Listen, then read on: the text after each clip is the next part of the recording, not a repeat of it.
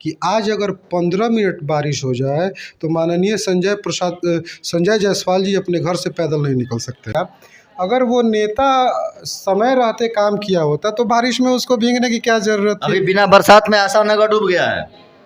लोगों को दिखाने का तरीका है। जब समाचार ऐसे आएंगे ना तो लोग समझेंगे कि बेतिया नगर निगम जो है धरती पे इससे बेहतर काम करने वाला नगर निगम कोई है नहीं। लेकिन सच लोगों का रेंट नहीं लेती है और बाद में लोगों पे, इसी बेतिया में लोग हैं जिन पे 1.5 लाख रुपए का रेंट है, जिसमें से 70,000 रुपया उनका रेंट है और 80,000 रुपया उस पर पेनल्टी है। अभी बेतिया नगर निगम के कुछ कार्यों को हम आपके सामने रखेंगे और उसी पर चर्चा करेंगे हम अभिजीत सर से। कुछ लोग कह रहे हैं कि बेतिया नगर निगम अब लूट का धंधा शुरू कर दिया है, तो कुछ लोगों का कहना है कि नहीं, विकास का कार्य अच्छी तरह से हो रही है। आपका क्या राय है? आप वीडियो को देखने के बाद अपना कमेंट जरूर देंगे। तो मैं सबसे पहले आपको बता दूं कि बेतिया नगर निगम ने किस तरह से आपको और हमको लूटने का काम शुरू कर दिया है, लूट का खेल कैसे शुरू किया है। 2 दिन पहले नगर निगम ने 21 करोड़ से अधिक की लागत से उपस्कर व संसाधनों की क्रमवार खरीदारी करने का प्रस्ताव रखा और बोर्ड उसकी स्वीकृति दे दी। मतलब अब नगर निगम 10,000 स्ट्रीट लाइट खरीदेगी। तो हालांकि इसके लिए मैं आपको बता दूं कि मुझे भी खुशी है, क्योंकि मैंने ही एक वीडियो अपलोड किया था चरगाहा 40 नंबर वार्ड का, जो अंधेरे में डूबा हुआ था। तो अब वहां लाइट लगेगी, इससे खुशी है।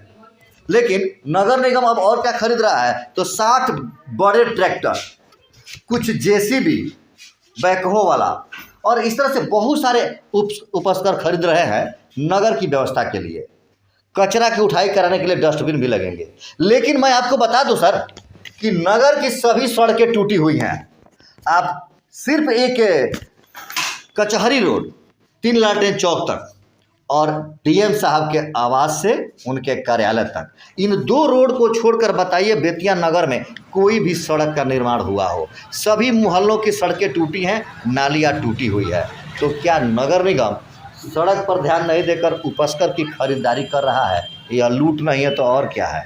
नहीं, ये लूट जो है ना, वो लूट लोगों को दिखाने का तरीका है। जब समाचार ऐसे आएंगे ना तो लोग समझेंगे कि बेतिया नगर निगम जो है धरती पे इससे बेहतर काम करने वाला नगर निगम कोई है नहीं। लेकिन सच्चाई यही है कि जब आप सड़कों को बनाइएगा ना तो वहाँ बहुत सारे लोग जो हैं उस काम में चले आएंगे, तो हिस्सेदारियाँ जो हैं वो कितने हिस्सों में बढ़ जाएंगी। अच्छा, मतलब पीसी का खेल हम बढ़ जाएगा। जैसे नहीं, हम तो कहेंगे ना कि जैसे अगर आप किसी गली को बनवाते हैं, नाली बनवाते हैं या सड़क बनवाते हैं, तो उसमें बहुत सारे लोगों को परसेंटेज बांटना होता है, तो ऊपर तक जाते जाते परसेंटेज कम मिलेगा। ये नहीं कहना चाहते हैं आप? बिल्कुल।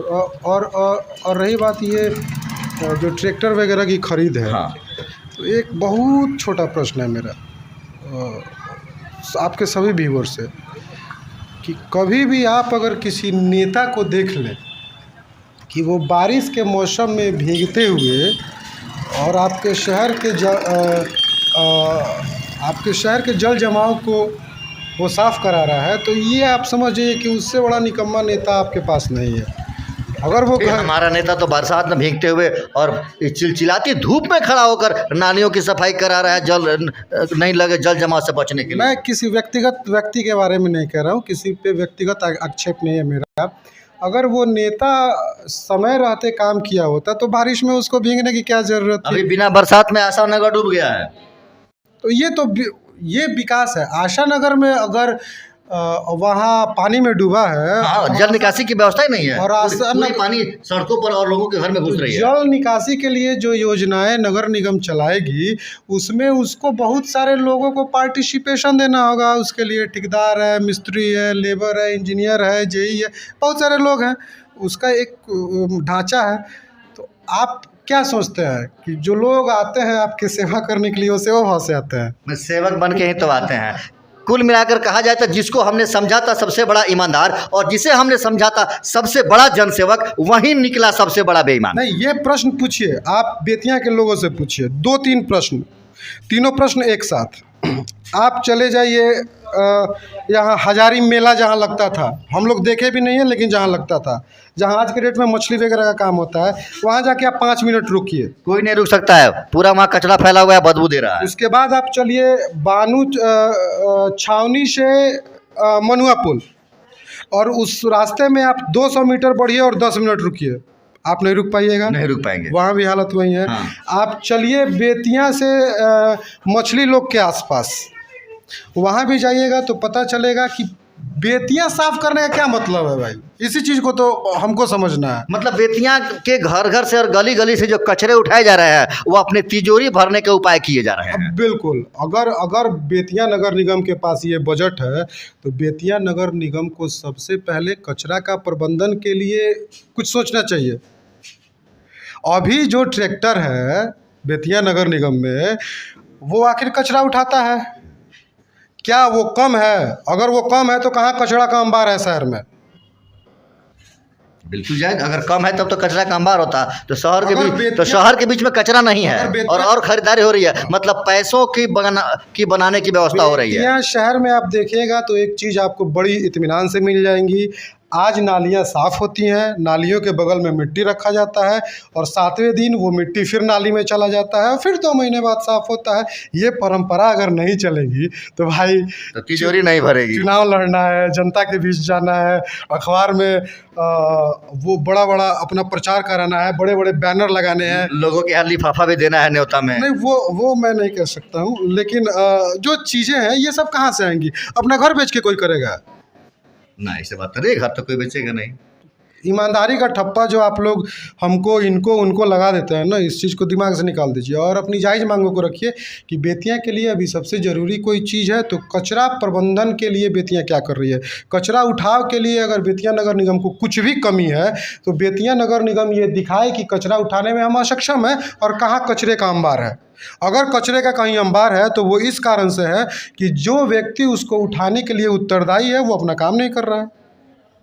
तो कुल मिलाकर हम भी यही कहेंगे कि श्रीमान, नगर निगम में जितनी आप खरीदारियां कर रहे हैं ना, उन खरीदारियों से 2-3-4 लोगों को उसका मुनाफा मिलना है, उनकी तिजोरी भरनी है। अगर वास्तव में बेतिया के कुछ कल्याण करना है और आप बेतिया के लिए कुछ करना चाहते हैं तो सबसे पहले बेतिया की सभी सड़कों की मरम्मत कराइए, उन नालियों की मरम्मत कराइए जिसको आपने किया तो अधूरा किया और जो 20-25 वर्षों से हुआ ही नहीं है।